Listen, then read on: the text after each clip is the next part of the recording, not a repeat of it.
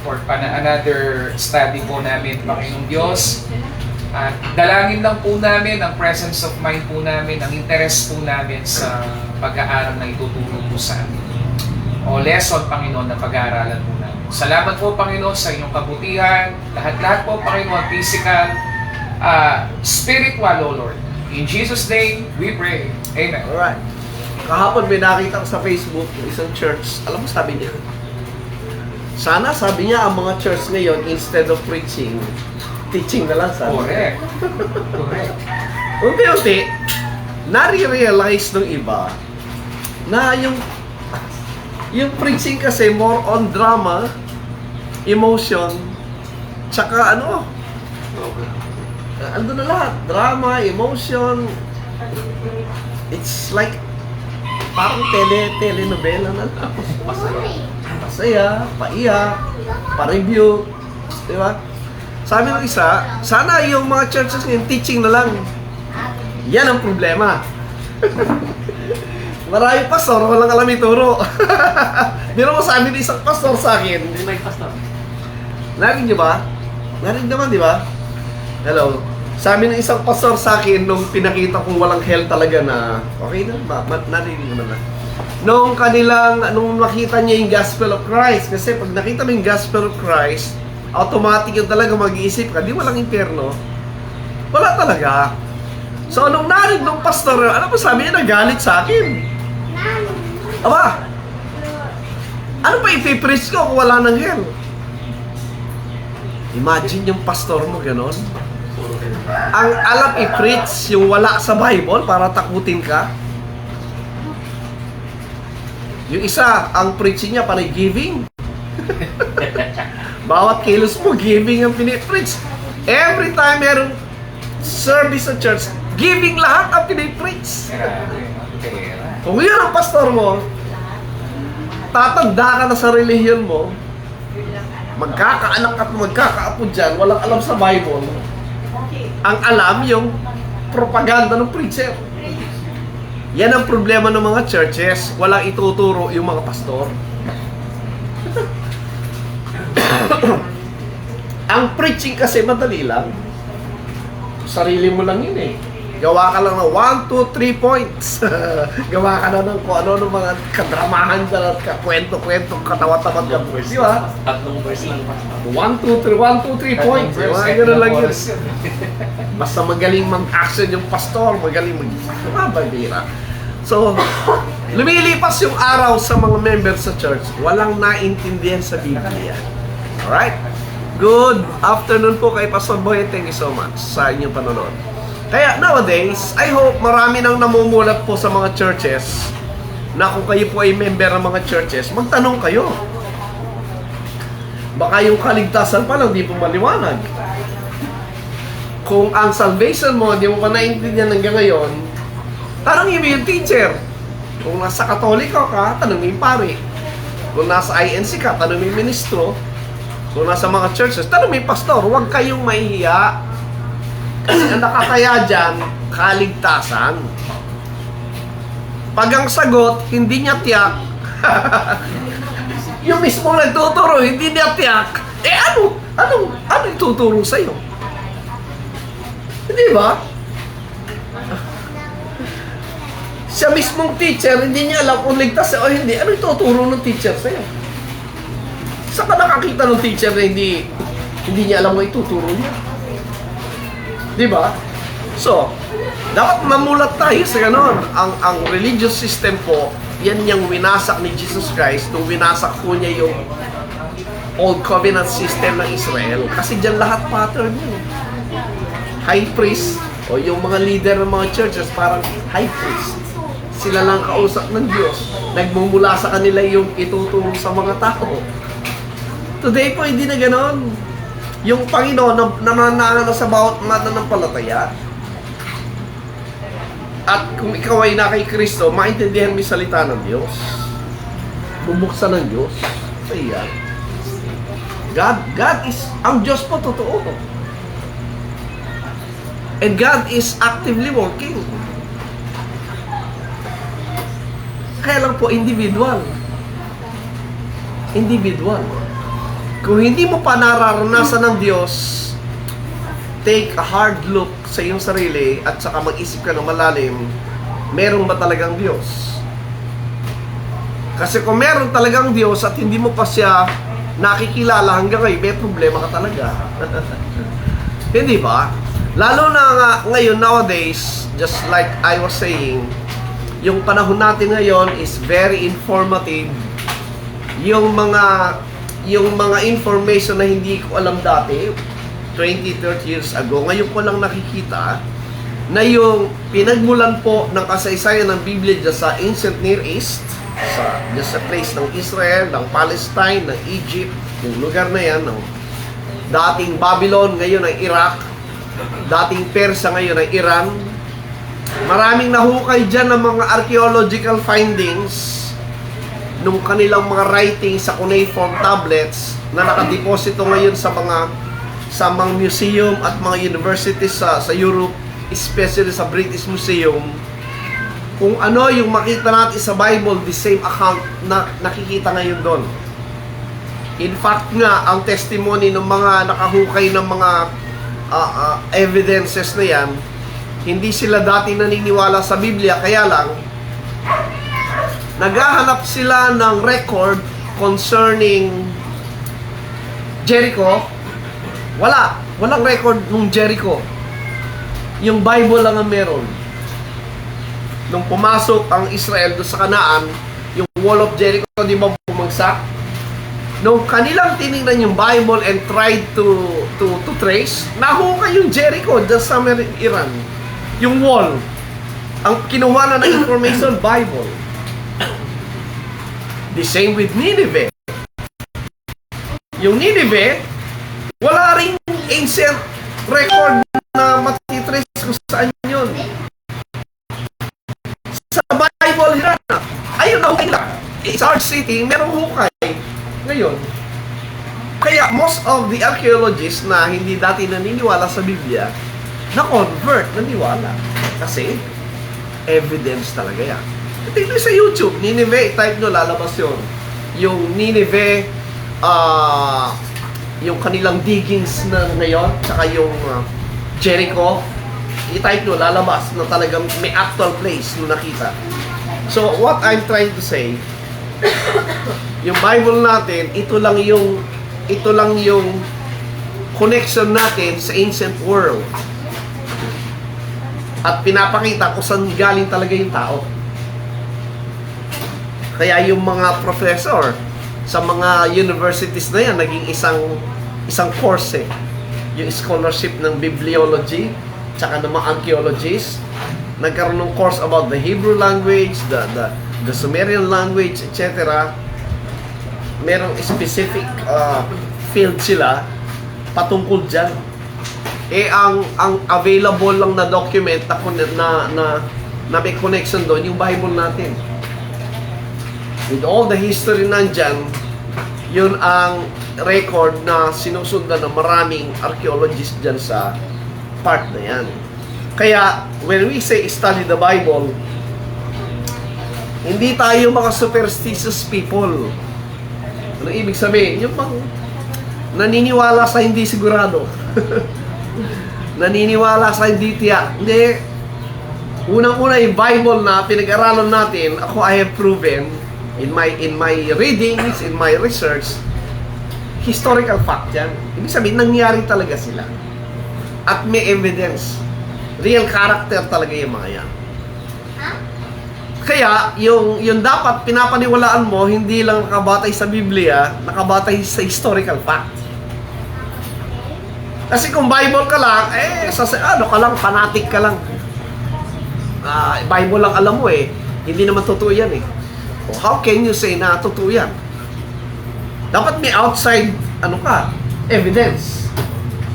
Meron. Yung existence ni Jesus Christ, anong katibayan natin? History ng Rome. Yeah. Kasi, pinanganak siya under the rule ni Augustus Caesar. So, doon ka maghanap. Kailan siya namatay? During the time ni Tiberius. Tapos sasabihin ka. Sa mga historical record ba ng mga Ang historian that time, nandun si Jesus Christ? Yes. Marami ignorante dyan.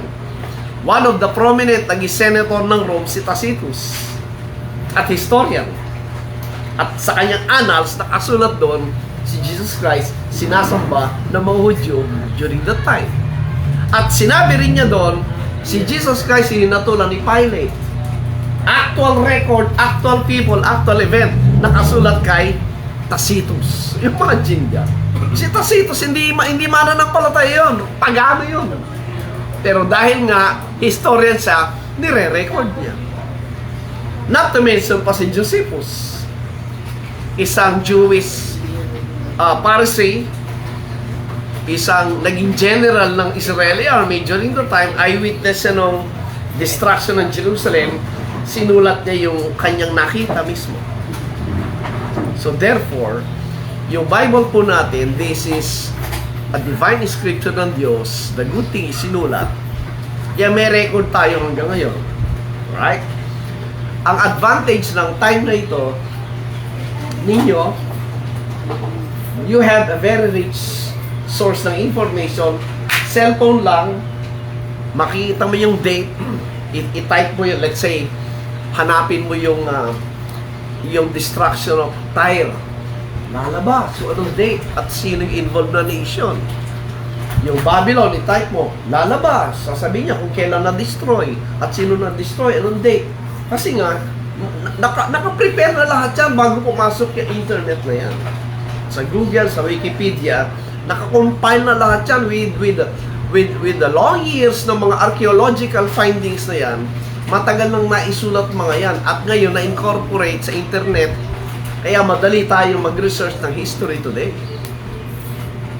And this is the time ng mga young people. Kaya sabi kaninang umaga,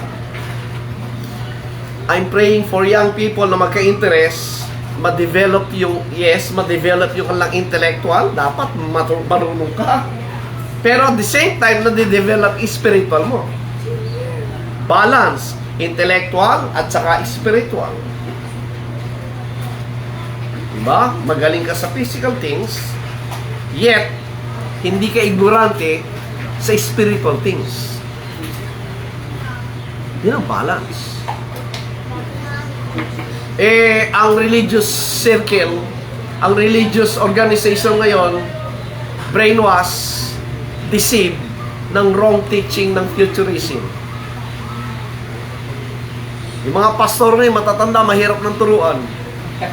You cannot teach an old dog new trick, sabi nga. Kaya ang prayer ko mga young people, because you are the next generation, believing what is in the scriptures. Yan. Sa mga nanonood po, thank you so much. Sa viewers natin, kay Irish Liwanag, thank you so much. Okay. Kaya, yung nakikita nating mga turo ngayon, ang layo talaga sa majority thinking ng mga religious people, especially yung mga dispensationalist. Nakakatawa kayo. Why? Sabi ba naman ng isang dispensationalist? Ako, I will take this as freewheeling ating discussion. Pag may question kayo, you simply ask. Sabi ng isang dispensationalist, yun daw na-reveal kay Pablo ng mga mysteries, wala raw sa Bible. Yun daw ay direct revelation ng Diyos kay Paul na hindi nakita sa Old Testament. Sabi ko, Amerikano nagsabi. Chinat ko. Sabi ko, you're wrong. That's not what Paul said. Paul stated very clearly, good afternoon kay Brother Gelson Bernas. Thank you so much for watching. Ang sabi ni Pablo, yung mystery na nireveal sa kanya ng Diyos galing sa Old Testament. Nakasulat na sa Old Testament yan, hindi lang nila maintindihan because it was not yet revealed by God. I will show you a proof. Yun yung Romans 16:25. Yung error ng mga dispensationalists na nangokopya lang ng kung ano-anong sinasabi ng mga teacher ninyo, tingnan nyo sabi ni Pablo sa Romans 16:25. Now to him that is of power to establish you according to my gospel, and the preaching of Jesus Christ, according to the revelation of the mystery, which was kept secret since the world began. I-analyze po natin maigi. Paul was talking about yung my gospel. Pag sinabing my gospel, ano yan? Ano tawag dyan? Possessive pronoun. Pag sinabing possessive pronoun, ang declaration mo sa'yo. Alright. In our level ng study, yung sinabi niyang my gospel, that is very different from the gospel na alam ng mga apostles ng film. Why? Kasi sa buong duration ng 3 years ng ministry ni Jesus Christ kasama yung mga apostles, ang dami ang tinuturo.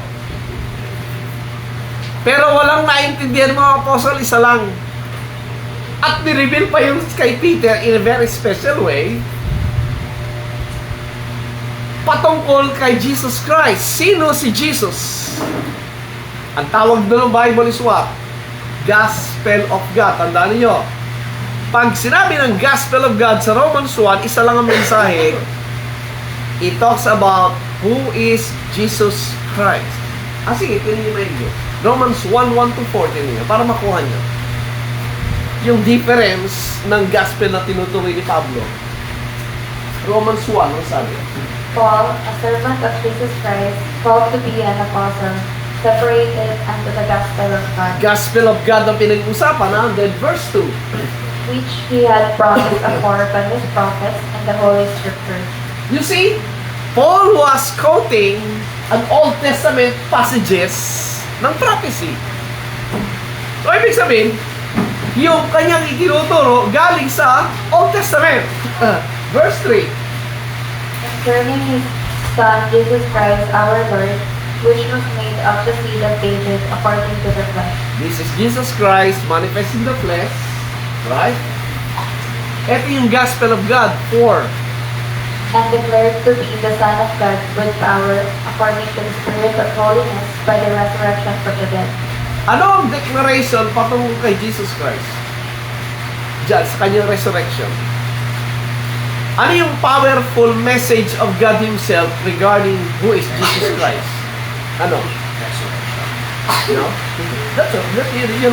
Yun ang power. But what is the message? Yes. Yeah. Declare Jesus Christ as the Son of God.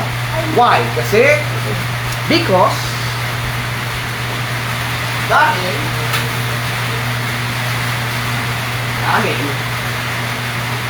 during the time before His crucifixion, ang issue dito, ang question is, who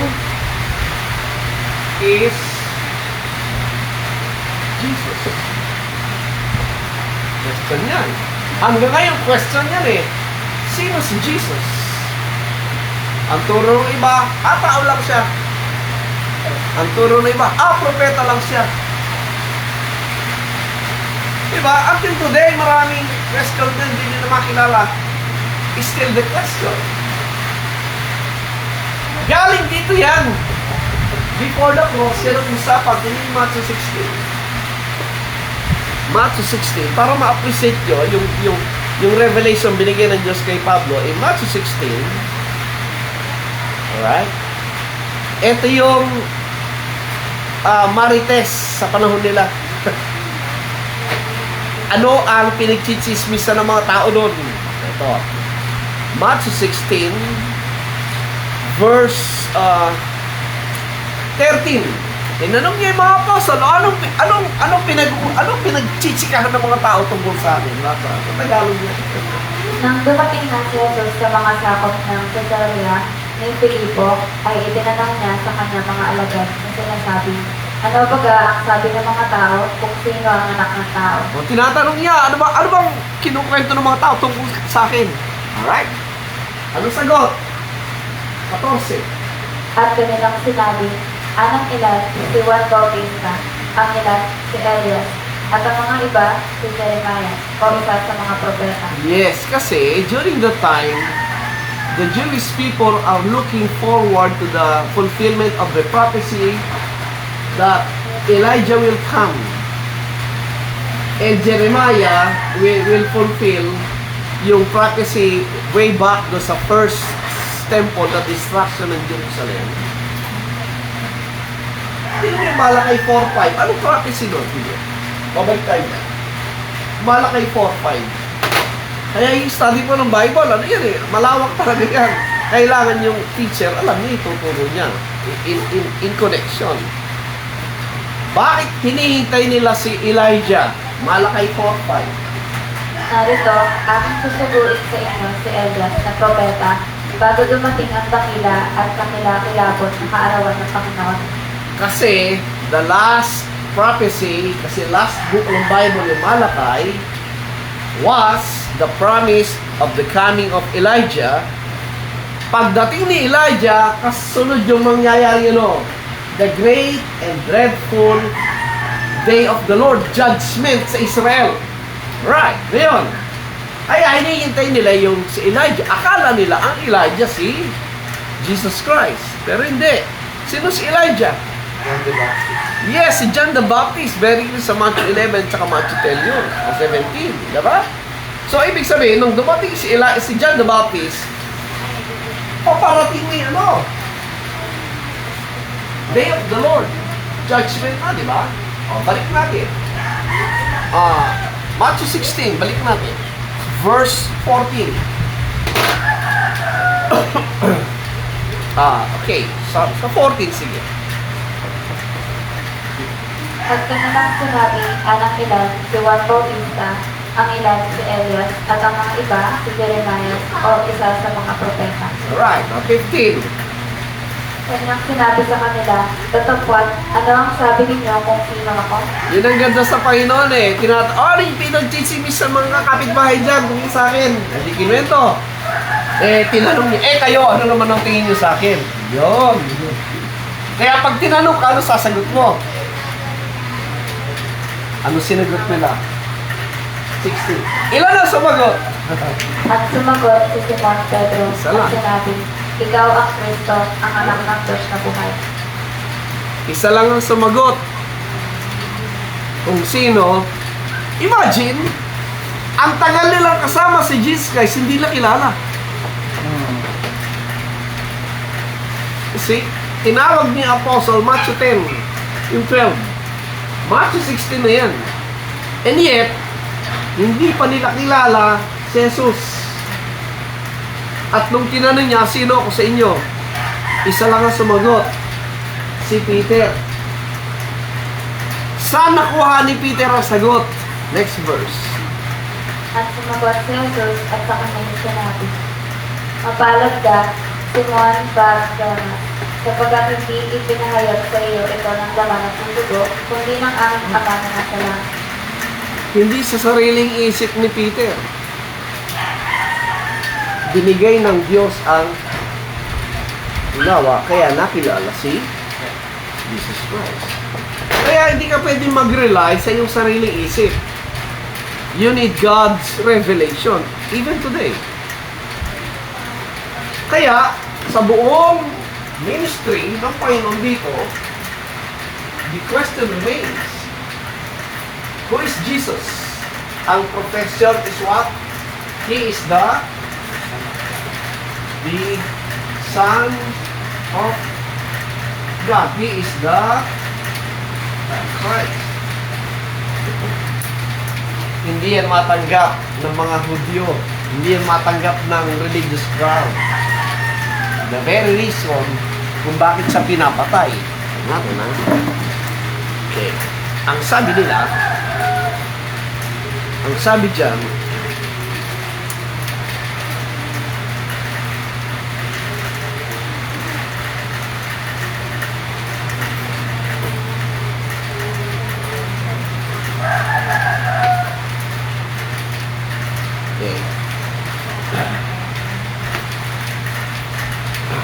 ito na.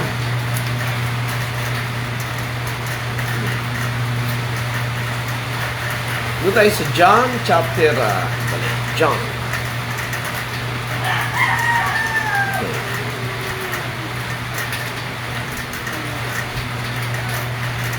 John.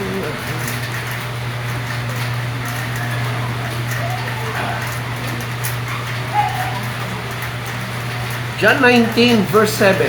Sino niya?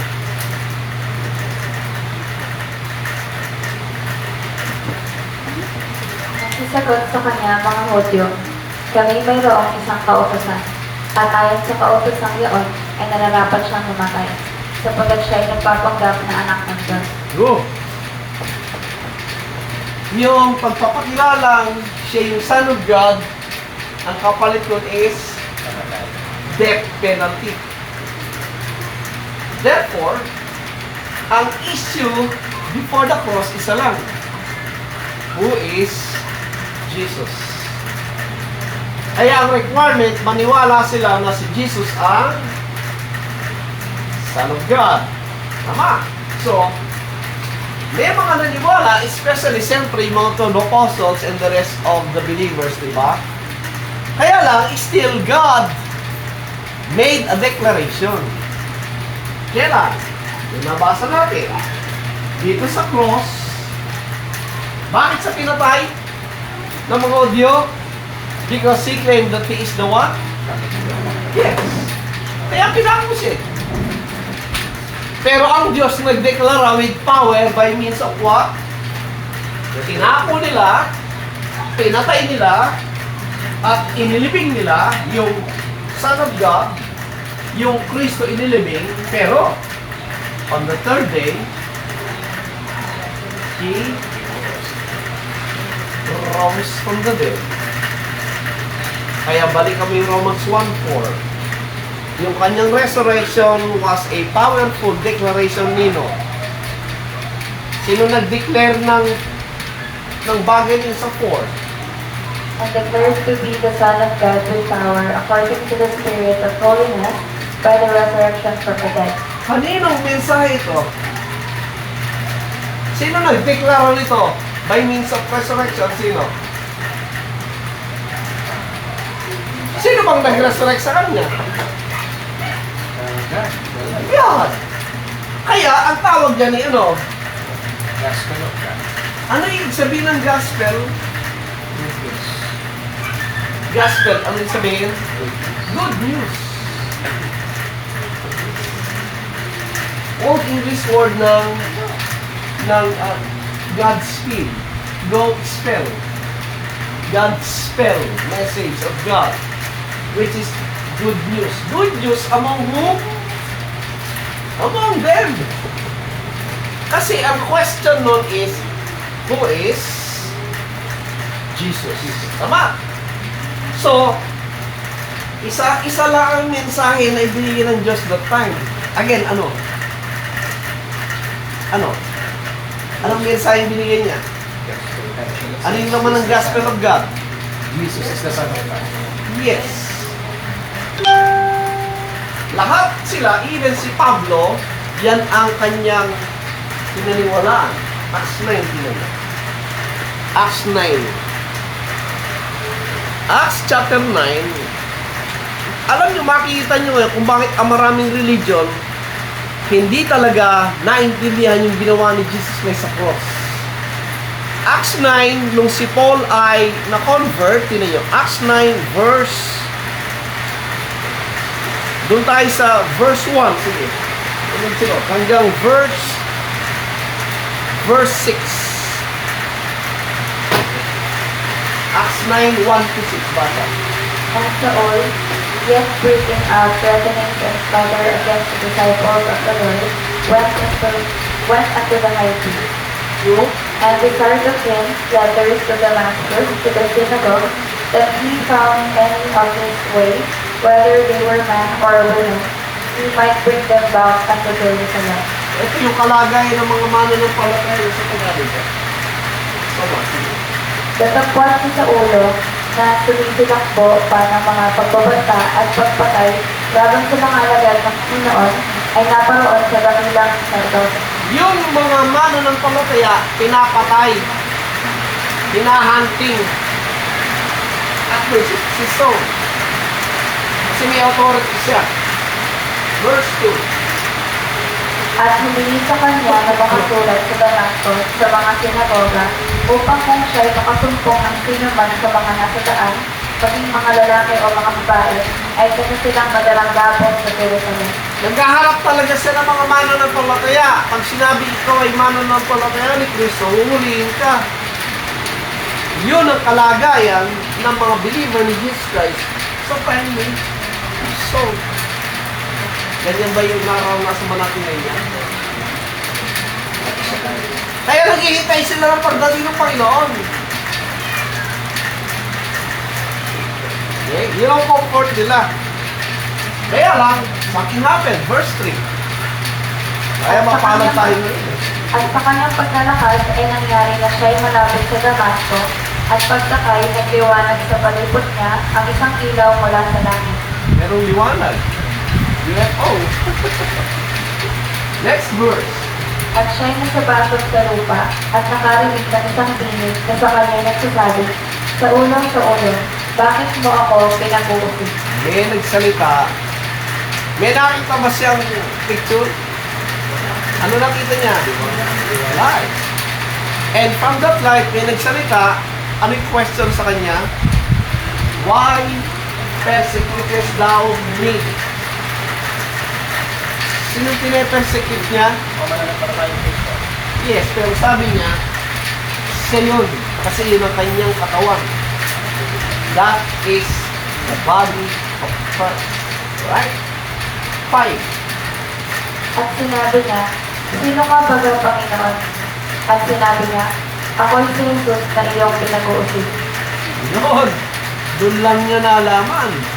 Si Jesus pala yun, yung inuusig niya. Naniwala ba siya? 6.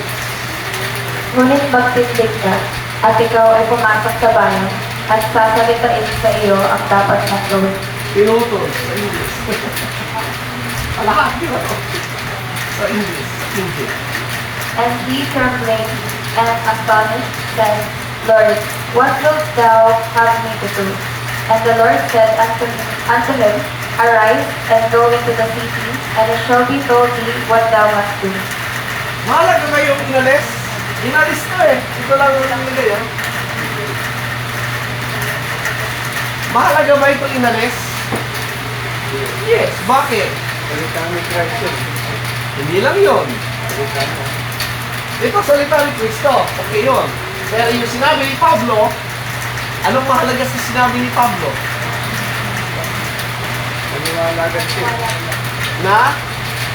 Na siya yung sinaglilingkuran mo dapat na siya. Na tinawag niyang Lord.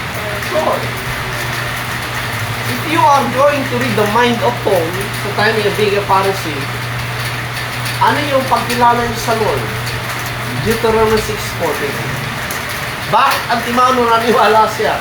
At paano niya na-recognize si Jesus Christ? Deuteronomy 6:4. As a Pharisee, yun ang nasa isip niya. Basta. Hear, O Israel, the Lord our God is one Lord. Yeah. Walang ibang tatawagin Lord si Paul kasi as a Pharisee, alam niyo yung Bible niya, and the Bible says sa Deuteronomy, the Lord our God is isa lang. So, nirecognize si Jesus Christ as the Lord of Deuteronomy 6:4. Balik ko. Acts 9, verse 6.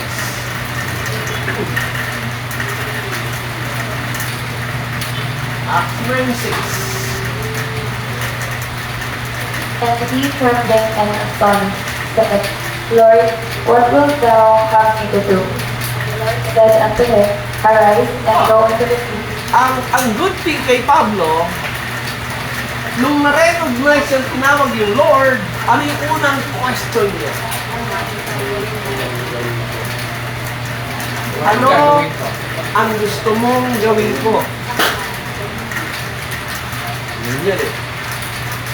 Kung tunay mong na-appreciate yung kabutihan ng Diyos, ano ka na sinasabi natin, when you got saved, ang isip mo, hindi, pwede ka palang gawa ng kasalanan. Hindi. That's a bad thinking. Ang unang question sa mind mo, just like Paul, ano ang gagawin ko para sa iyo, Panginoon?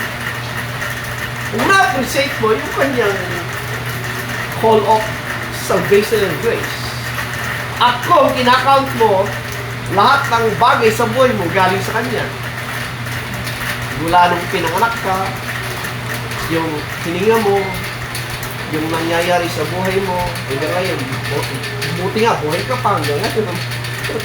Kumakain ka pa hanggang ngayon. Malusog ka pa hanggang ngayon. Alam nyo, ngayong edad ko na-realize ko, ang hirap mag-maintain ng kalusugan ng tao. Yung pagkain mo, babantayan mo.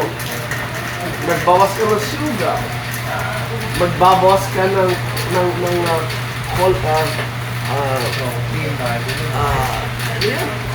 yung sugar, yung carbohydrates. Diba? Sa lungs mo, dapat mag-ingat ka sa hangin. Ang daming kinukonsider sa yung pagkain mo. Dapat, lalo pag senior ka na, takal na takal. Hindi ba? Buong buhay mo, ang binabantayan mo na lang yung kalusugan mo. Namamatay din ang tao. Ano kalokohan? Kaya, kung wise ka, ang i-prioritize mo yung eternal. Yes. Kahit mag-ingat ka sa pagkain mo, ganun din. Daming ways. Daming paraan. Pero nga, hindi mo nang gigising. Pero nga, nakahawak na ako kuryente, mamatay. Pero basta pag nag-iingat ka, mas nakakabay. Of course naman, ayaw mo naman nung bata ka pa eh. Ganun ka na, di ba? Kahirap yata nung bata ka. At ito kahirap nun, di ba? Mag-ingat ka siyempre. Kaya nga, hindi na ako nagsusugar sa umaga eh. Hindi na ako nagsusugar. Mag-exercise. O minsan, hindi na ako kumakain ng... Ang kinakain ko sa umaga, yung sinisik ko ng cucumber, yun, celery, yung ganun yung almusal ko, yung carrots, yan. Pag meron imbita, doon ako kumakain. Pero pag nasa bahay, talagang matipid na tipid, halos ayaw ko kumain. Siyempre, gusto natin maging malusog for the Lord. Ayaw naman nating nagpapagamit ka sa Diyos na oo, kapatid! Kailangan mo ka. Di ba? Kahirap nun. Di ba? May nagsabi nga sa akin nung matanda. Bilante, oh. May nagsabi sa akin nung matanda, binisita namin. Pero sarili niya. Hindi niya nahil sarili niya. Ano na sa 70 plus? Ganun na. May mga arthritis na ang sabi niya sa akin, alam mo kapatid na rin, kung malakas lang ako, sasama ako sa inyong mag-visitation. Sabi ko, huwag na. Mahirap kang kasama. Hindi kami makakapaglakad ng malayo kung kasama ka. Diyan ka na sa bahay. Tsaka niya Ano ibig sabihin? Habang may lakas ka, gumawa ka ng something para sa Panginoon. Kasi pag sisisihan mo yan, pag hindi ka na makalakad at nangihinayang ka, sana ginawa ko ito para sa Panginoon. Hindi mo na kaya yun. Practical. Minsan, malabo na yung paningin. Kaya nga, kailangan mo na ng ano yun. Pag sinabi, ano? Di mo na marinig. Yung Bible, sabihin, basahin mo. Marami, very busy ka, tsaka na lang. Dumating sa time, sasaraming ka na. Hindi mo na mabasa. Ako, nung nagbabasa po ako, wala ako salamin. That's 30 years ago. Ngayon, ano na? Nahirapan na ako, hindi na ako makatagal kasi parang sumasakit ulo ko. Pag may salamin. Kaya habang bata kayo, basa ng basa yun. Kasi pagdating ng time, hindi ka makabasa. Habang may lakas ka, habang buhay ka, do something for the Lord. Huwag mo na hintayin yung nakaratay ka. Tsaka sana maglilingkod ako sa Panginoon. Huwag na, dyan ka na lang, mahiga ka na lang dyan. You wasted your time, your life, and everything. Diba? Pero, Pastor, kasi kahit na gusto nyo naman na pag-info, katulad nung sa akin, diba, ang tagal natin na nagkakakilala. Tapos, yung preaching mali. Yung Ayun ano, nga. yung mali. Yun nga. Ngayon lang yung nagkaroon ng katugmatan. Pero naman, God honors yung dahil hindi mo alam ang totoo and you do it for Him, okay pa yun. Pero pag sinabi na sa iyo mali yan, hindi tama yan, at pinilit mo pa yan, mananagot ka na. Sinabi na nga sa'yo pinakita na ang mali sa'yo, pinagpipilitan mo pa, mali na talaga yung tinuturo mo. Pero that time, wala ka kamongwang, okay pa yun, God understand that. Pero by the time pinakita sa iyo ang katotohanan, you should make a decision, anong papaniwalaan mo, anong tatanggapin mo, anong gagawin mo doon. Because accountable. Ganun yun. To whom much is given,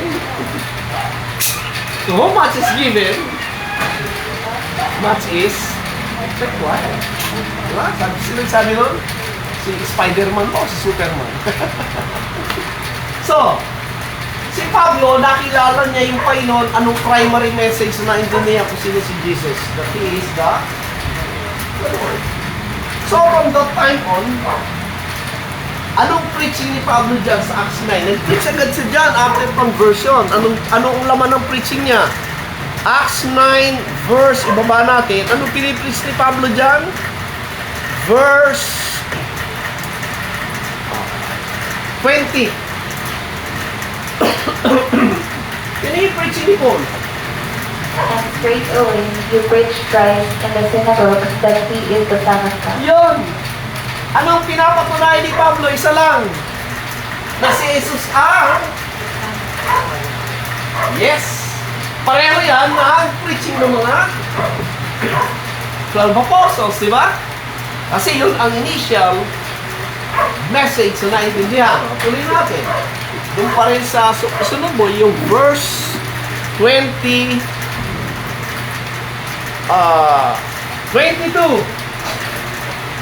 But Saul increased the more in strength and confounded the Jews which dwelt at Damascus, proving that this is very Christ. Yes! Pinapatibayan niya na si Jesus Christ ang Son of God at yung Kristo, ibig sabihin yung Messiah para sa Israel. Because of that, anong reaction ng mga nakinig sa synagogue? And after that, many days were fulfilled, the Jews took counsel to kill him. Yes, anyone who believe and preach that Jesus is the Christ, the Son of God, ay pinapatay ng mga Kristo. Nangyayari ba ngayon yan? Sana sinugod tayo dito. Kaya hindi, at sa China merong allowed freedom of assembly. Meron sila. Kaya lang, limited lang ang number. At merong spy. Pinapakinggan ko na yung tinuturo sa loob ng church. Dapat hindi against the government. Kasi may mga missionary ang kilala, yun ang pinukwento nila. Allowed naman sa China. Kaya lang, don't say anything against the government. Kasi may mga spy na nakaplanta sa mga churches. China. Okay. So, ano yung initial gospel? Alam mo yung lahat? The gospel of ano? Pag sinabing good news of God, ano naman nun? When? Nung siya ay? Yes, the time of His resurrection, isa lang ang mensaheng natanggap. Alright? Ito pala yung tungkol sa forgiveness, sa law, sa circumcision. Ito paano yun? Wala silang alam. See the point? Yeah. Ang isip pa rin nila is the old covenant, which is the law. Sa audio, pag sinabing the law, it speaks of the 5 books. The 5 books of Moses, yung Genesis, Exodus, Leviticus, Numbers, Deuteronomy. And you're talking about how many laws?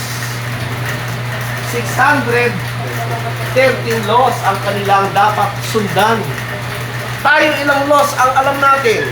Okay. Ilan? Yes. I-recite mo yung 10. Sa una nga lang, Sino makakaalam ng 10? I-recite nyo nga. Yung wala. Ang dami ko lang hinamon dyan, wala nakarecite. Ibig sabihin, hindi nasusunod. Wala nakakasunod sa 10 commandments kahit isa. Paano kayo maliligtas? Di ba? Kaya, again, ano yung gospel na alam ng marami? Even Paul? Even the apostles? Ano ang laman? Jesus is the Son of God. Yung forgiveness of sins, nandun ba? Yung sin, yung nandun ba? Wala. Wala. Balikan natin, Romans 16:25. Kaya ang sabi ni Pablo sa Romans 16:25, Now to him that is of power to establish you according to my gospel and the preaching of Jesus Christ, according to the revelation of the mystery, which was kept secret since the world began. notice yung sinabi niya, my gospel. Bakit aangkinin niya yung gospel kung alam nilang pareho-pareho? Ibig sabihin, siya lang nakakaalam nito. Sige, balik yung Romans 1:12. Romans chapter 1, verse 12. Hindi maigi po. Ano sabi ng 1:12? Nung sinulatan niya yung mga Romans, gusto niya pumunta sa Rome. Anong dahilan? Ano sabi ng 12? That is, that I may be comforted together with you by the mutual faith both of you and me.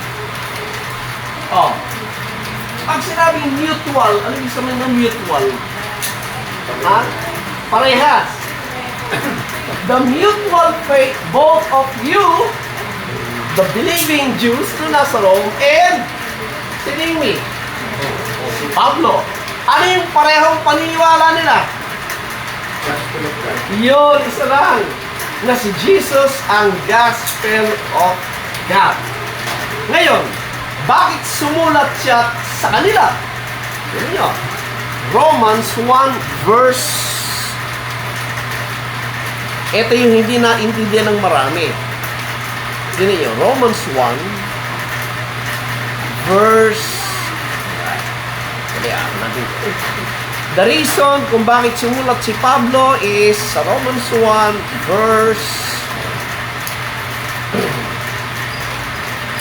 11. For I long to see you, that I may impart unto you some spiritual gift to the end you may be established. Itong dahilan kung bakit merong Book of Romans, dahil si Pablo gusto silang mapuntahan para saan? That I may impart unto you some spiritual gift to the end ye may be established. Sa Tagalog niya, Sapagkat ninanasa kong makita kayo, upang ako'y makababahagi sa inyo ng kaloob na ukol sa Espiritu, upang kayo'y mangagsitibay. Mangagsitibay. Bakit? Kasi, kung ito lang ang alam mo, at tinanong ko, are you saved? Ano sagot? Hindi ka sure. Yun yung John 3:16. Ito yung John 3:16. Isa lang ang message. For God so loved the world that He gave His only begotten Son, that whosoever believeth in Him should not perish, but have everlasting life. O, naniwala naman ako pero kung magkasala ko ngayon, tapos namatay ka agad, saka pupunta, ang sagot ng mga pastor, sa impyerno ka. Diba? Kasi nga, hindi niya alam kung ano nangyari tungkol sa kasalanan, sa kautusan, etc. Right? Saan mo malalaman yun? Ito sabi ni Pablo. Ano sabi niya ulit? Anong dahilan? That may impart to you, that you may be established. Paano may establish yung mananampalataya na yun? Balik ka po ulit. Romans 16:25. Romans 16:25. Ganyan ang, study and taking po yung interpretation ng Bible, hindi nung teacher. Ano sabi ni Pablo? Now to him that is of power to establish you according to my gospel and the preaching of Jesus Christ, according to the revelation of the mystery, which was kept secret since the world began. Haliwanag po, yung magpapatibay sa pananampalataya ay ayon sa kanyang according to my gospel. Ang magpapatibay sa pananampalataya ay ayon sa aking ebanghelyo.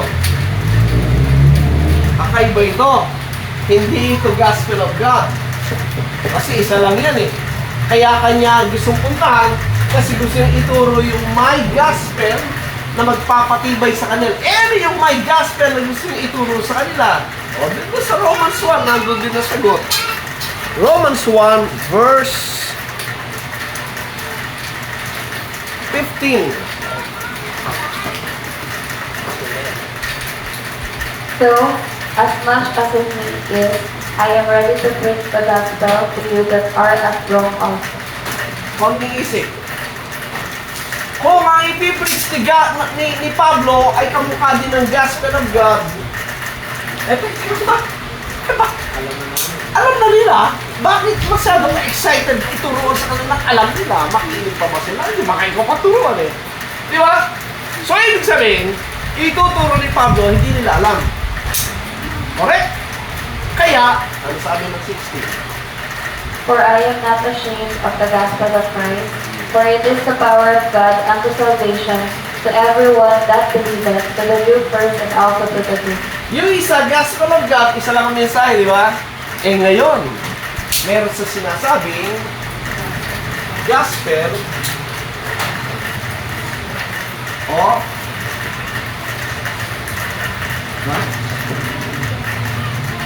ano ibig sabihin ng gospel of Christ? Anong kaibahan dito at nito? Ito ang mensahe, isa lang.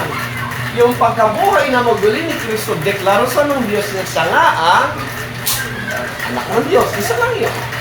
Pero ito, the good news of Christ, ibig sabihin, yung mabuting balita ng ginawa ni Kristo saan? Ito. Ano ba nangyari dyan sa cross? Ano ba ginawa ni Kristo sa cross? Yun. Hindi nila alam yun. Hindi nila alam. Kaya yung mga apostol dito, example, si Peter, sa Acts chapter 10, anong nasa isip niya? Yung pa rin, no. Tama? Yung mga apostol sa Jerusalem, sa Acts 21, anong nasa isipan ng mga believers sa Jerusalem? Acts 21 verse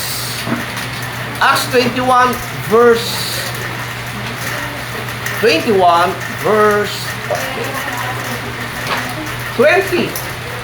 Wait no. And when they heard it, they glorified the Lord and said unto him, Thou seest, brother, how many thousands of Jews there are which believe, and they are all zealous of the law. Mga believer, libo-libo Hudyo, pero they are still observing the law. Bakit? Kasi anong pinaniwalaan nila? Anong pinaniwalaan nila? Ito lang. Ang alam nila. Ito, alam na ba nila? Not yet. Nakuha nyo? Yeah. Kaya ngayon, pag meron ka nakilalang mananampalataya, tanong mo, yung gospel of Christ. Narinig mo ba yung gospel of Christ? Bibilang ka sa daliri mo, hindi makakasagot agad. Ang alam niya, John 3:16. Tama? Tama. Pero pag tinanong mo, paano kung nakagawa ka ng kasalanan? Ano mangyayari sa'yo? Impyerno. Mag-iisip na naman na malalim. Aba di magsisisi ako. Eh kung bigla ka namatay, di ka nakapagsisi. Yan na ka. Aba hindi na ako ligtas. Yan ba yung first? Maraming ganyan. Kasi nga. pwedeng ginawa ni Christ yung ganun. Kasi nga, hindi na-establish. Yes, believe this, pero hindi na-establish ng understanding ng sinasabi ni Pablo. Ako nyo. Kaya hanggang ngayon, marami talaga mag-isip ka kung ligtas na hindi eh. Kasi bumabalik sa law. Bumabalik sa kautusan. Pag bumalik sa kautusan, dinidinay mo si Kristo. Kasi tinapos ni Kristo yung law. You see the point? Yeah. Kaya ako nga, ano yun eh, mystery. Mystery.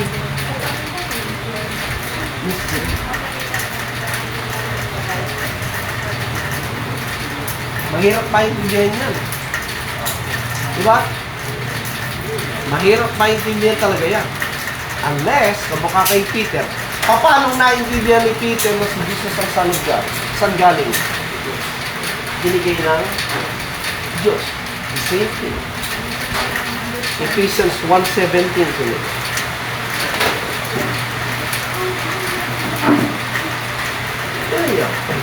Kaya marami hindi makaintindi, nagagalit pa sa atin. Sabi, basa. That the God of our Lord Jesus Christ, the Father of glory, may give unto you the spirit of wisdom and revelation and the knowledge of Him. Kung naintindihan mo ito, you are blessed. Kasi, ang nagbigay sa iyo niyan, yung Diyos. Ano binigay sa iyo? The spirit of wisdom and revelation. Pag sinabing revelation, naging very close. Sino ba ang pag sinabing revelation, anong kakribot doon? Secret. Yung sikreto mo, para kanino yun? Sa lahat? Doon sa close lang sa iyo. Tama? The same thing with God, yung sikreto ng Diyos, hindi binibigay sa lahat. Tinitin mo ng Diyos kung karapat-dapat kang pagtiwalaan ng secret. Ako nyo? Okay, papakita ko sa inyo. Anong ginawa ng Diyos? The eyes of your understanding being enlightened, that ye may know what is the hope of His calling, what the riches of the glory of His inheritance in the saints. Sino nagbigay ng unawa, ng liwanag sa iyong kaisipan? Yung Diyos. Anong binuksan sa iyo? Yan ba yung mata mo? Yan ba yung mata mo? Hindi! Ito! Understanding sa mind yan. Kasi yung mind ng tao, nandun ang spirit. God is the one opening up your understanding. Para, you may know. Correct? Kaya, when you talk of the gospel of Christ, magtanong ka sa mga professing Christians, narinig mo na ba yung gospel of Christ? Mag-iisip. Ano yun? Hindi mo alam. Ako konti na nakakauna. Okay? So yun, bakit sinabing yun?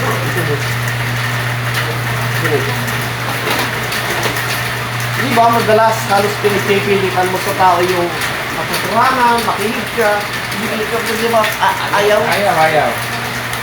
John 14 tinanong. John 14. John chapter 14. Verse 19. Yet a little while, and the world sees me no more, but ye see me, because I live, ye shall live also. Again. Sa Tagalog niya. Pagtibang panahon, at hindi na ako makikita ng sanlibutan.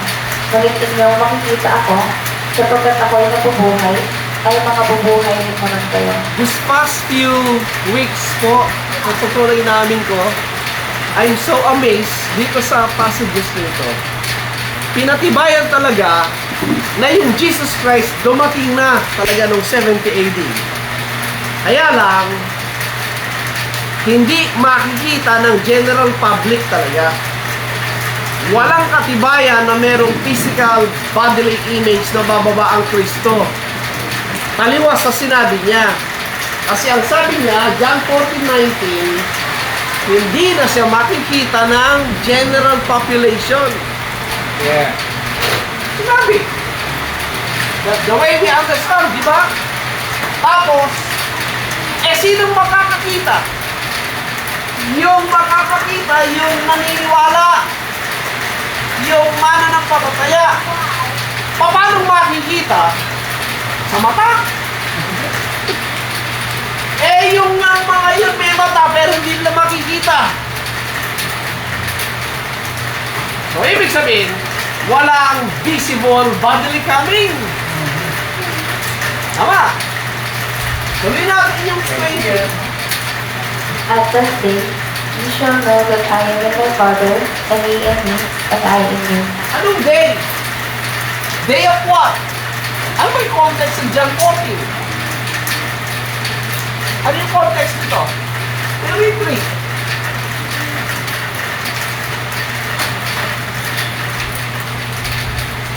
And if I go and prepare a place for you, I will come again and receive you unto myself, that where I am, there ye may be also. Ang pinag-uusapan yung kanyang coming again. Tama? O, balik din 20. Ano sabi ulit? And that day, ye shall know that I am in my Father, and ye in me, and I in you. At that day, anong day ulit? The day of His coming. Anong sabi niya sa mga mananampalataya? Ye shall see. Ye shall what? No. How can you know? By hearing and believing. Tama. Anong malalaman nila? That I am in my Father. That Jesus Christ is in the Father. And yet, hindi. Yun yung in Christ. And, woo!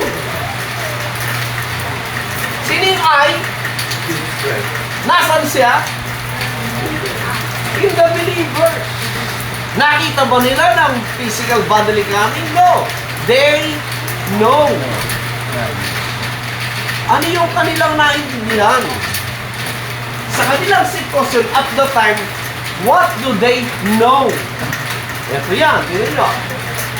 Ano ba yung description ng kanyang promise na coming? Matthew 16:27, tingnan nyo. Matthew 16:27. Ano ba ang description ng coming of the Lord Jesus Christ? For the Son of Man shall come in the glory of his Father with his angels, and then he shall reward every man according to his work. Ang dami ko lang narinig na nagtuturo ng second coming, hindi nila na-describe yung come in the glory of His Father. Paano kung i-describe yung coming ni Christ in the glory of His Father? Hindi nila masasagot. Except, kunin mo yung sagot ng Bible. Paano mo malalaman, it's like what He said, you shall know that He comes, ang sabi, when He comes in the glory of His Father. Paano? O, tingnan nyo. Ano bang sabi ng Bible, how it describe and define yun? Exodus 16 verse 10. Exodus 16 verse 10.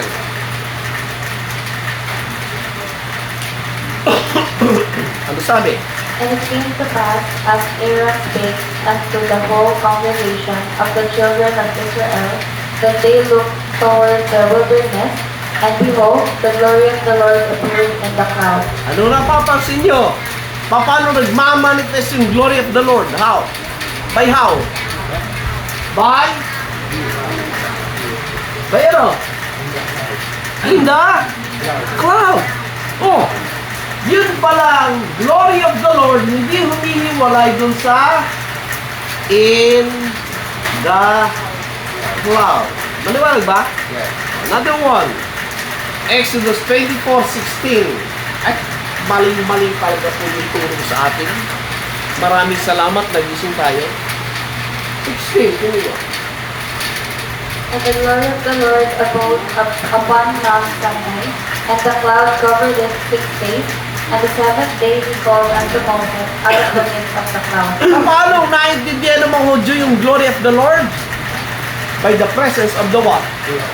The cloud. Tama? Exodus 24:16. Tama ba yun? Ano? Number 16:42. Number 16:42. Ulitin natin po ito. Napakagandang aralin ito. Sabi ng 42. And it came to pass, when the congregation was gathered against Moses and against Aaron, that they looked toward the tabernacle of the congregation, and behold, the cloud covered it, and the glory of the Lord appeared. The cloud represents the what? The glory of the Lord. Question. May nakikita ba silang bodily image dyan? May nakikita ba? Wala. Common sense. Right? Ano pa? Ano yan? 1 Kings 8:11. 1 Kings 8:11.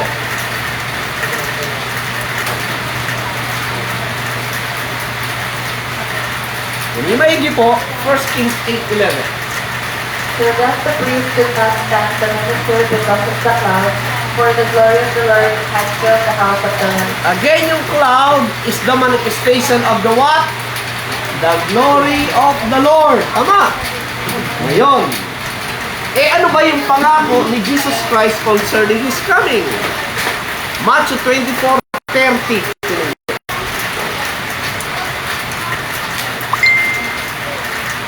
Ganyan po yung study. You take the scriptures. Matthew 24:30. And then shall appear the sign of the Son of Man in heaven, and then shall all the tribes of the earth mourn, and they shall see the Son of Man coming in the clouds of heaven with power and with great glory. Una, ano yung mag-a-appear? Sign. Ano yung sign? Literal picture ba yun? Hindi ako sign yun. Tama. Pangalawa, anong tribes? Yeah, of the land. Hindi tribes ng buong planeta. Ano pa naman kayo? Tapos, they shall see the Son of Man coming. Oh, di ba pareho yung manifestation ng glory of the Lord dun sa Old Testament? Yeah. Kaya, yun nyo, Matthew 26:64. Matthew 26:64. Sarap pong maunawaan ito mga kapatid. Ibig sabihin, God is revealing this to us in a greater, deeper sense.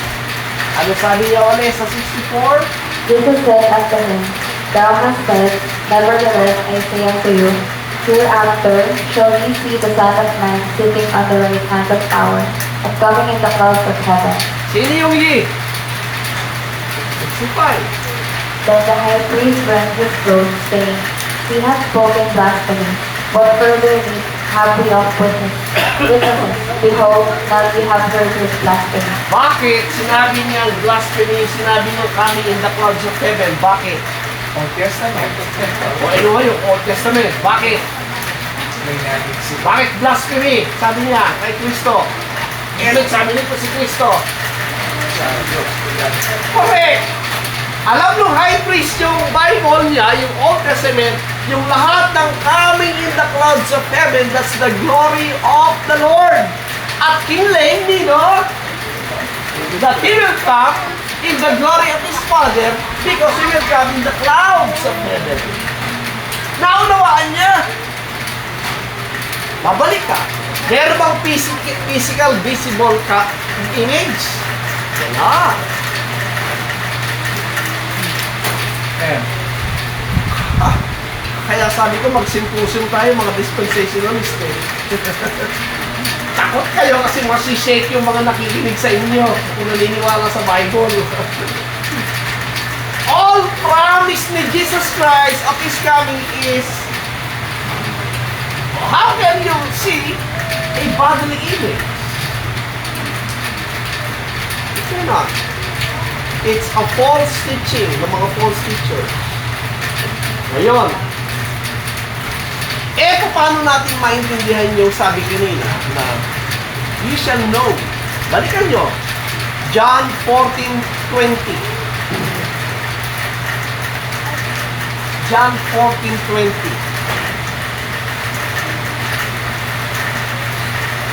At that day, ye shall know that I am in my Father, and ye in me, and I in you. At the day of the coming of the Lord in the clouds, we shall know. Pero yung iba, maintindihan ba nila? We cannot. But then, they will be comforted. Why? They know the Holy Spirit provides an understanding application ng cloud sa Bible ay dalawang purpose. One is, in Isaiah 91, yung coming in the clouds, pinapakita yung dalawang purpose ng coming in the clouds na ginawa ni Jesus Christ noong 70 AD. Number one is what? Ayan. Pasa. The burden of Egypt, behold, the Lord rideth upon a swift cloud, and shall come into Egypt. And the idols of Egypt shall be moved at His presence, and the heart of Egypt shall melt in the midst of it. Ano like? The burden of Egypt, ito yung judgment na Egypt by, I forgot exactly, nasa Google naman, i-type mo yun. Behold, the Lord rideth upon a swift cloud. Tama, judgment. Tapos ang sabi, and shall come into Egypt. Now, question. Literal ba na yung Lord nang dumating sa Egypt, nakasakay sa cloud at bumaba sa Egypt at pinagpapatay sila? Ganun ba? Hindi. Anong sagot? Sa 2. Yan. And I will set the Egyptians against the Egyptians, and they shall fight everyone against his brother, and everyone against his neighbor, city against city, and kingdom against kingdom. Walang literal na nakasakay sa cloud na bumaba at pinatay sila. Hindi. It's just an expression, a figure of expression of the coming judgment. That the Lord is doing that. Ang nangyari, sila nagpatayan.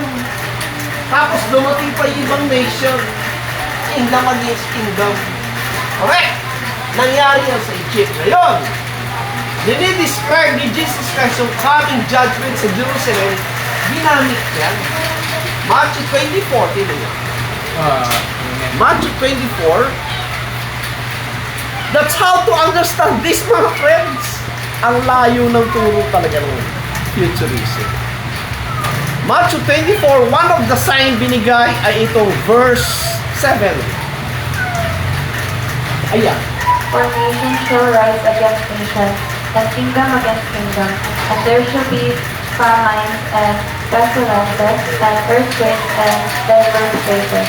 His coming in the clouds, kinote to Isaiah 19 as a description of judgment sa Jerusalem, at kinote yung ginamit na wording sa Egypt.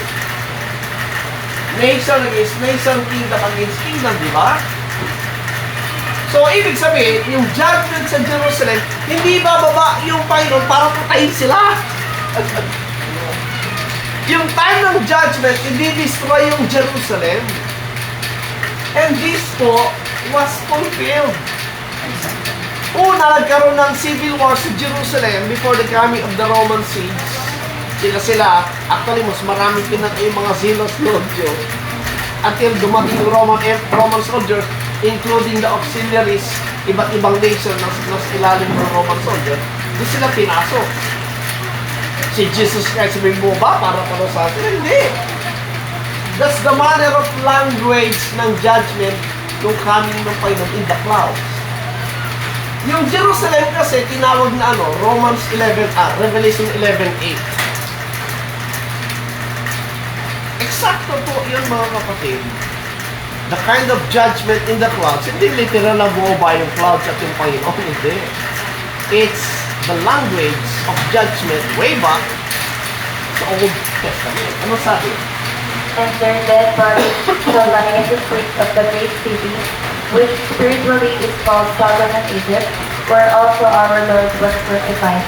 Kasi during this period, yung Jerusalem was likened to Sodom and Egypt. Pag narinig ng Hudyo yung Sodom and Gomorrah, anong judgment ang nasa isip niya? Oh. Ano bang judgment ginawa sa Sodom and Gomorrah? O di ganun din, yung Egypt. O yung nabasa natin sa Isaiah 19, sila magpapatay, nagpapatay sila ng ibang nation. That's the second coming. Yung judgment na sila sabi. Yung mga mananampalataya ang sabi, on that day shall know. Na ano? Dumating na yung judgment in the clouds. Nung sinabi ng Panginoon na the temple shall be destroyed. Kailan na-destroy ang temple? Kailan na-destroy ang temple? 70 AD. Tama. Nung sinabi ng Panginoon sa Matthew 21 na lahat ng pumatay sa propeta at sa kanya ay papatayin din, kailan nangyari yun? 70 AD. Di ba yung parable of the vineyard, sabi, nagtayo ng vineyard ng Diyos, tapos pinagtiwala sa husbandman, tapos nagsugo ng mga servant, the prophets, instead na ibigay yung bunga, pinapatay yung prophets, tapos yung anak, sinugo niya, ibibigay yung bunga, pero hindi, pinatay din nila yung anak. Ang tanong, anong gagawin niya sa husbandman? He will miserably destroy them. Kailan sila dinestroy? Ayun, nangyari sa kanila. Ano pa? Nung sinabi niya na yung city, madi-destroy Jerusalem sa Matthew 23, will be likened to Gehenna. Kailan nangyari nasunog ang Jerusalem?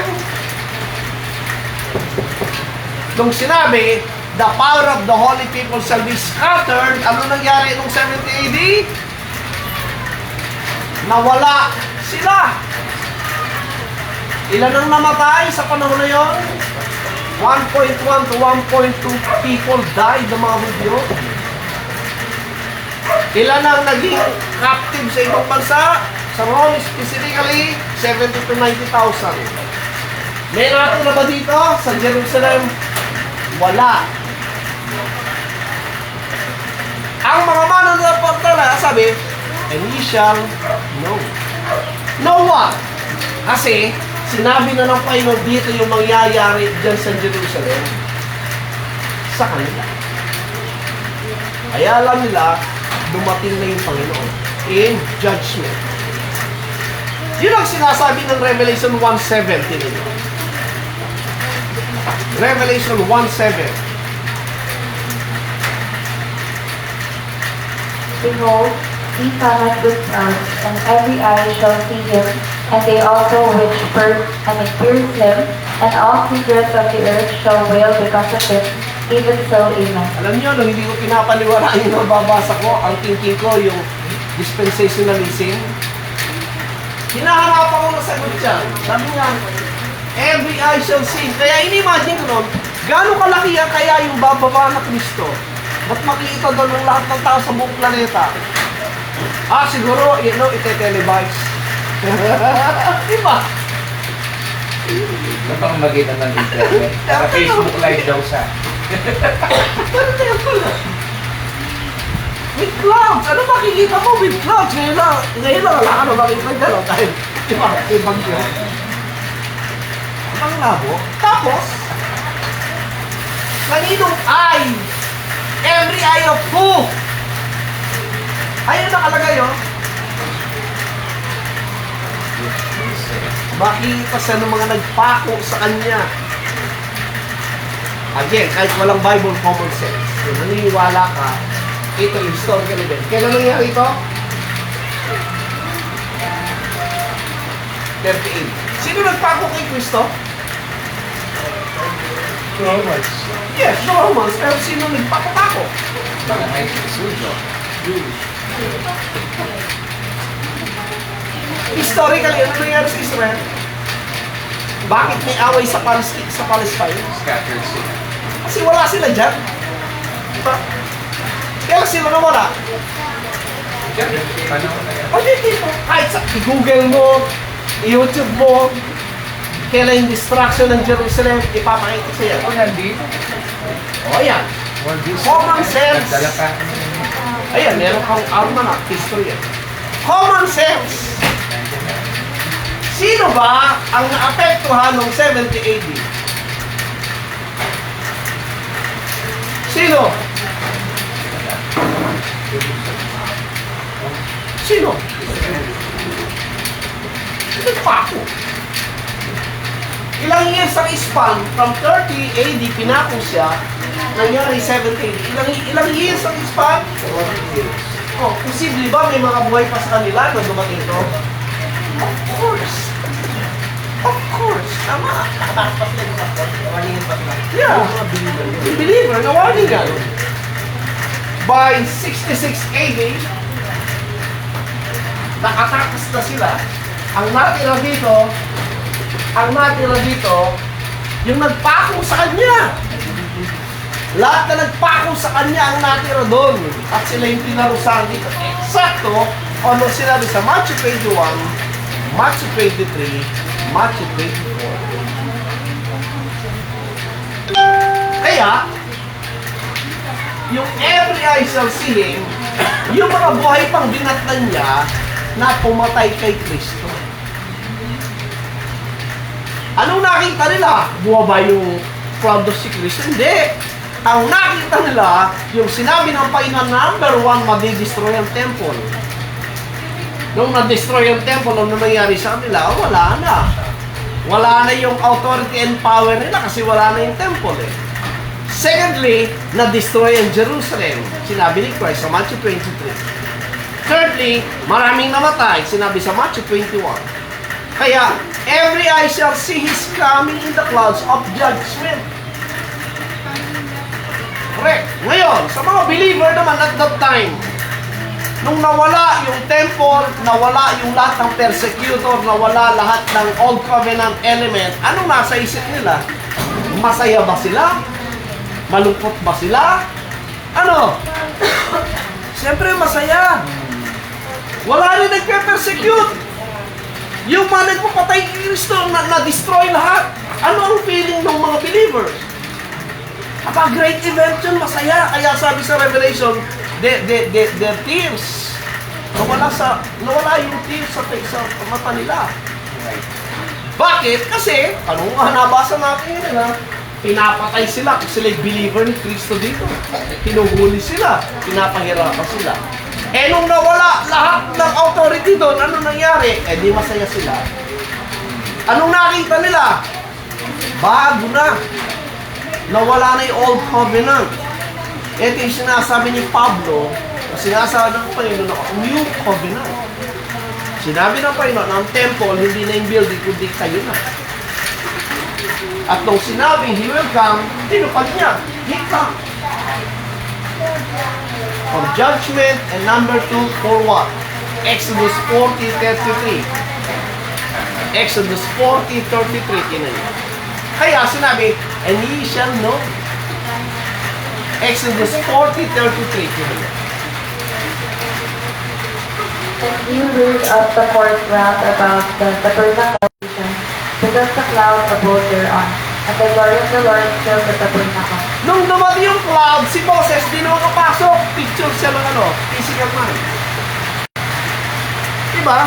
Kaya, nang dumating yan, ano yung dumating? Dumating na yan yung clouds.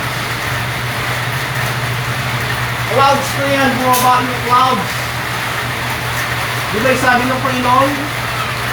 I will prepare a place for you. And if I prepare a place for you, I will come again and receive you unto myself. That is the marriage culture ng Hudyo na pag sila, let's say, kayo, nagkaroon na kayo ng betrothal. Sinabi ng lalaki, will you marry me? Sinabi ng babae, yes. Ano na kayo? Engaged. In a Hebrew sense, you are betrothed. You are espoused. Ang turing sa inyo, husband and wife, pero hindi pa kayo nagsasama. Si lalaki aalis, gagawa ng bahay. Pagtapos na yung bahay, babalikan niya yung babae at iuwi niya na, titira na sa bahay, magsasama na sila. That's the sense ng Hebrew. Yun yun ulit. Kaya sabi sa John 14:3,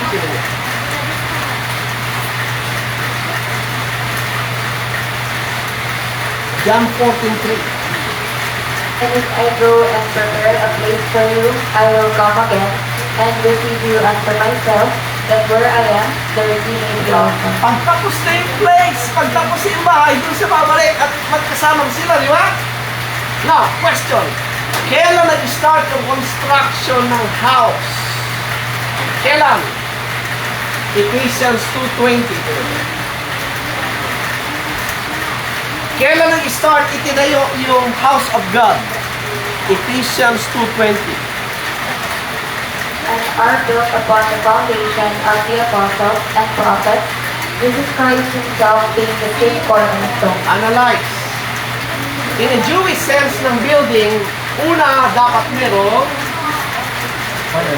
yes. Lahat ng weight nandun sa cornerstone. Sino yung cornerstone? Yes. At sa ibabaw ng cornerstone nandun yung sino yung foundation? May foundation na. Para makumpleto, kailangan ng building, di ba? Sino yung building? In whom all the buildings fitly joined together, growing unto an holy temple in the Lord. Nung nandun na yung cornerstone, nandun ang foundation, nandun na yung building, is now growing as the what? Ano yung temple? House. Dwelling place of the Lord. Verse 22. In whom ye also are builded together for an habitation of God through the Spirit. Sino yung he? Kausap na, sino? Di ba ito? That during this period, this house was already completed. Nandun na yung house of God, completed na yung cornerstone, yung foundation, and the believers, yung building, complete na. Ano sabi ng 1 Peter 2:2? 1 Peter chapter 2 verse 2, ano sabi? Physical building ba yan? Come on. 1 Peter 2:2, sino yan? As newborn babies, desire the sincere milk of the word, that ye may grow thereby. Kailan ka naging newborn babes? Kailan? The moment you believe the gospel of Christ. Diba? You are begotten. Ikaw ay nagkaroon na ano? Spiritual birth. Tama? At itong mga ito tinawag na verses. So, sa 5. Ye also, as lively stones, are built up a spiritual house, and holy priesthood to offer up spiritual sacrifices acceptable to God by Jesus Christ. Yung believers. Tinawag silang ano? At upang itayo yung ano? Spiritual house, hindi physical building. Kaya meron kang holy priesthood to offer up. Ang sabi ng mga dispensationalists, itatayo daw yung third temple sa Jerusalem. Pagbaba daw ni Kristo, papatay lahat ng kalaban, uupo bilang hari, at mag-offer daw ulit ng mga animal sacrifices. Wow! That's satanic doctrine. Ano nangyari dito? Baliwala ba ito? Ba't ibabalik ni animal sacrifices? Ang sabi ni Peter, hindi physical sacrifice, is spiritual sacrifice. Ako nyo? Yes. Kaya, natapos ang temple dito, kaya nung natapos, anong sabi? He comes back. Nang bumaba na yung Kristo, Revelation 21:3, anong sabi? Revelation 21:3. And I heard a great voice out of heaven, saying, Behold, the tabernacle of God is with men, and he will dwell with them, and they shall be his people, and God himself shall be with them and be their God. Ang paniwala ko nun, yung Diyos malayo. Pag namatay ka, magtatravel ka ng malayo doon sa third heaven. Kaya kinatatakutan ko noon, sabi nila, nandyan daw sa second heaven si Satan at saka fallen angels na napakarami. Yung mga dragon, dadaan. Dadaanan mo. Hindi naman dragon po na. Dadaanan mo si San Goku. Talagang kalukuhan eh. Comics. Pero na yung natutunan natin One dati Piece, na no? comics. Di ba? Pero, ang Diyos hindi malayo. In Acts 17, exacto dyan. Acts 17, alam nyo, dito lang mag-enjoy ka na eh. Acts 17, dito tayo sa verse, Acts 17, verse 17, verse 24. God does make the world and all things therein, seeing that he is God of heaven and earth, dwelleth not in temples made with hands. Hindi tumitira ang Diyos sa physical building. Tumitira ang Diyos sa believers. Gano'n sa kalayo. Ibaba mo doon sa verse 27. That they should seek the Lord, and haply they might feel after him, and find him, though he be not far from every one of us. Hindi malayo ang Diyos. Ang Diyos nasa iyo. Kaya, you can seek Him. You can fear Him. You can find Him kung gusto mo. Kaya, kung ayaw mo, kahit saksakan mo ng puno na ayaw eh. Parang yung kabayo. Yung kabayo, pag nauuhaw, iinom, hindi mapipigilan na iinom. Pero pag hindi nauuhaw yan, kahit anong game mo, hindi yan iinom. Ayaw eh. Pero ang Diyos nandyan, kasama mo. Naliwanag ng turo ng Biblia. Kaya yung dispensational teaching talagang satanic doctrine. Kung isa ka lang tinuturo ko. Hindi ba? Ngayon, ang sabi kanina, balik nyo. John 14:20. Okay lang kayo ha. Malapit tayo matapos. At asarap-araling kasi dito rin. Ano sabi nyo, John 14:20? And that day ye shall know that I am in my Father, and ye in me, and I in you. Hindi siya what? No. Pero yung iba, hindi nila maintindihan. They will not understand. Bakit? Matthew 13, din niyo. Matthew 13, kahit isaksak mo sa kanila, hindi talaga nila maintindihan. Matthew 13, verse 13. 13. Therefore speak I to them in parables, because they see not, and hearing they hear not, neither do they understand. May mata, nakikita, pero hindi nila nakikita. May tenga, pero hindi naintindihan. Bakit? 40. And in them is fulfilled the prophecy of Isaiah, which says, By hearing ye shall hear, and shall not understand, and seeing ye shall see, and shall not perceive. Hanggang ngayon, ganyan pa rin ang mga tao. Anong problema? Hindi dahil bobo. Matatalino. Yes. Anong problema? Next verse. Ito problema. Basa. For these people's hearts is waxed cross, and their ears are dull of hearing, and their eyes they have closed, lest at any time that they should see with their eyes, and hear with their ears, and should understand with their heart, and should be converted, and I shall heal them. Tagalog. Ito ang problema talaga. Tagalog. Basahin mo. Sapagkat sumapal ang puso ng balang ito, at pahirap ng mga karinig ang kanilang mga tainga, at kanilang ipinikit ang kanilang mga mata, baka sila ay mga kakita ng kanilang mga mata, at mga karinig ng kanilang mga tainga, at mga kaunawa ng kanilang puso, at muling mga balik loob, at sila ay aking pagalimin. Ang problema sa loob, ayaw, ayaw, ayaw. Pero nandiyan ang katotohanan. Nandiyan ang truth, pero ayaw. Kahit isaksak mo sa baga, ayaw talaga. Kaya, paano dinescribe ng Bible yung hindi nakakaintindi at nakakaunawa? Daniel 12 yun. Daniel chapter 12. Daniel 12, anong tawag sa kanila ng Bible? Daniel 12 verse 10. Many shall be purified and made white and tried, but the wicked shall do wickedly, and none of the wicked shall understand, but the wise shall understand.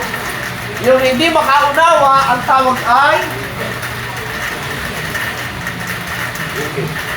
hindi niya maintindihan kasi siya ay bakit wicked siya? Kasi ayaw niya yung Diyos. Ayaw niya yung totoo. Tama niyo? Eh, yung nakaintindi, the wise shall, because they believe. Gusto nila. Tama niyo? Parang ang sama pakinggan, no? Dahil hindi makaintindi, masamang tao na. Iyon, sabi ng Bible eh. Bakit masama? Kasi ayaw nila ng Diyos. Eh, yung tinawag na wise, sila yung bakit wise? Because they choose to believe. Tama nyo? Kaya, yung taong talaga nagmamang sa salita, anong sabi? John 14:20-21. Hindi mo maintindihan ito, may problema pa. Kasi nandiyan naman ang truth eh. At hindi maintindihan kasi ayaw mo. Ano sabi ng 21? Basa. He that hath my commandments and keepeth them, he it is that loveth me. And he that loveth me shall be loved of my Father, and I will love him, and will manifest myself to him. Yung Diyos po hindi namimilit. God is just offering His grace, His light, to everyone who will come and take it. Kaya yung love niya, naka-express para dun lang sa He that hath my words, my commandment, and keepeth them, He it is that loveth me. Pag minahal mo yung salita niya, mahal mo yung Diyos. Pag may interest ka sa salita niya, may interest ka sa Diyos. Pag wala ka interest sa Diyos. Para ka lang yung kabayo, yung aso, nabuhay, namatay, wala na. Hindi. Ang tao, binigyan tayo ng reasoning, mag-isip. Para maunawaan, makilala ang Diyos. Tama? Ano pa sabi niya? And he that loveth me shall be loved of my Father, and I will love him. Ito yung mahalaga. And will manifest myself to individual po, personal. Kaya yung pagkilala, papaniwala sa Diyos, nag-i-establish ka ng relasyon sa Diyos as wife, husband and wife. Pag nag-asawa ka, siyempre, pag nag-commit ka sa asawa mo, mag-a-adjust ka na. Kasi you will be under the authority of your husband. Si husband naman, he will take care of the wife. Tama. Meron kayong relationship. If you do something that is not a proof of your love and faithfulness to your husband, you will have a problem. Tama. The same thing with the Lord. When you say you believe the Lord, when you say you got saved, you accept a marriage proposal, you're now under a covenant. Meron ka na standing relationship with your Savior as your head. Mag-adjust ka. Kasi meron ka na-establish na relationship. Kung ayaw mo, anyone, huwag ka makipagrelasyon sa Diyos. And you live your own. Correct? But if you claim to believe God and receive God, wow, you are under the covenant of God.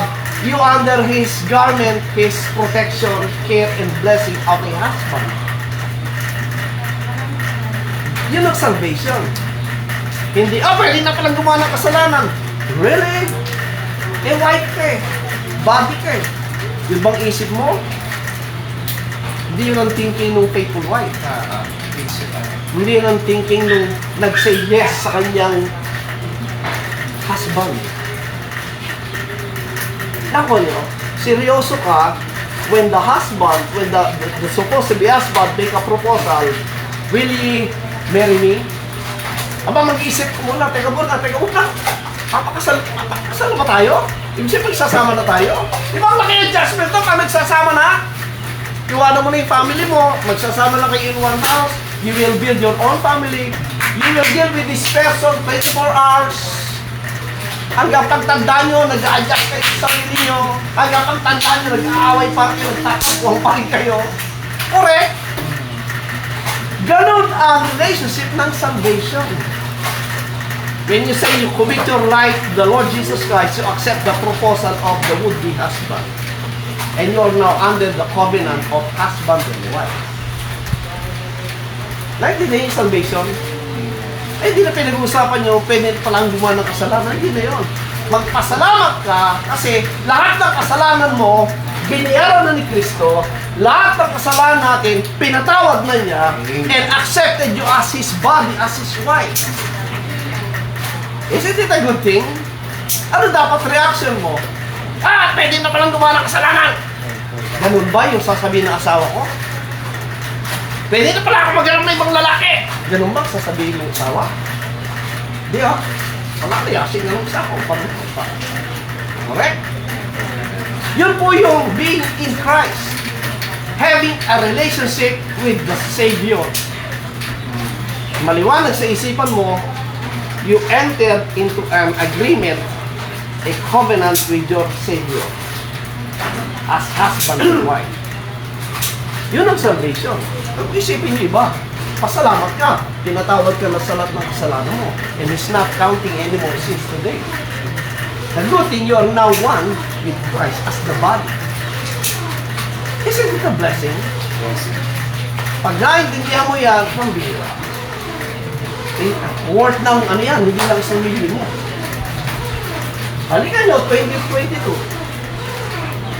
Eto, kaya na lang sinabi ng kausap niya, 22.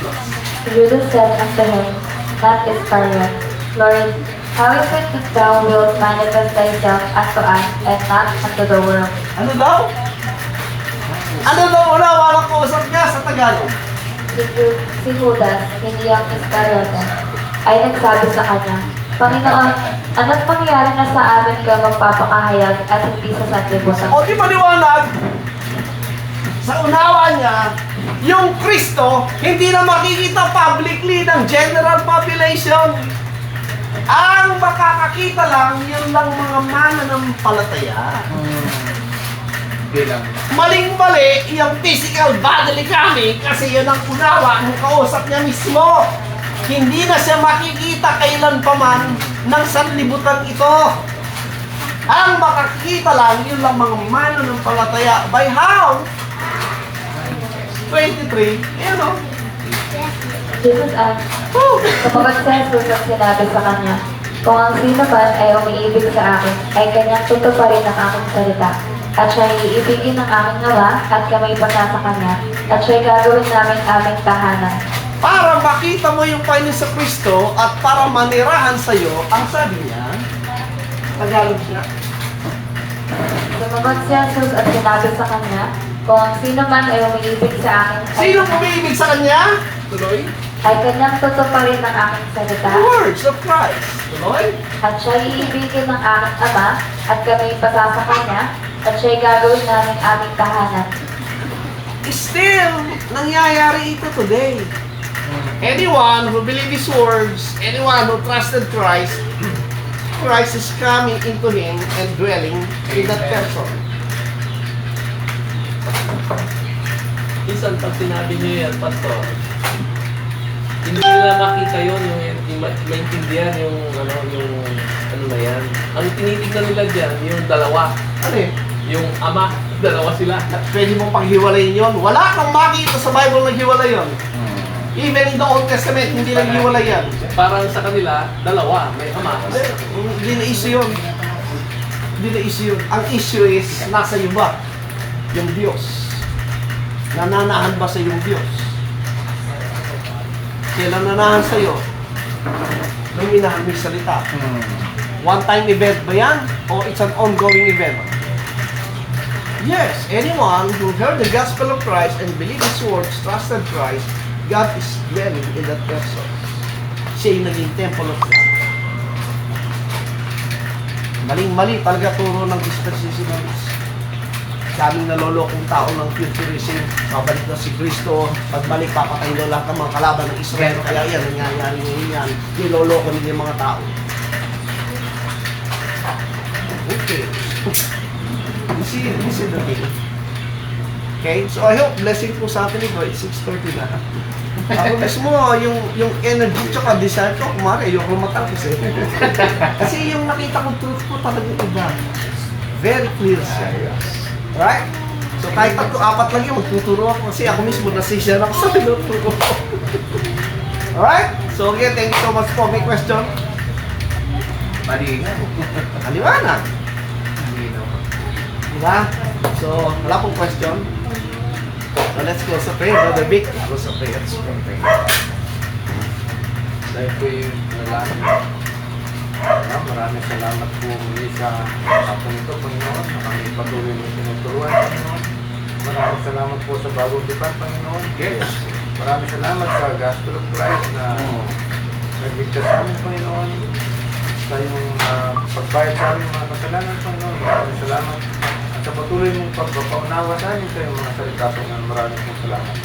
Sa aming patuloy, Panginoon, na gawin mo po kami, Panginoon. Puri ng ka hanggang sa aming pagbabalik, Panginoon. Sa pangalan mo, Jesus, ito po ang aming dalangin. Amen. Thank you po. Thank you so much. God bless us all.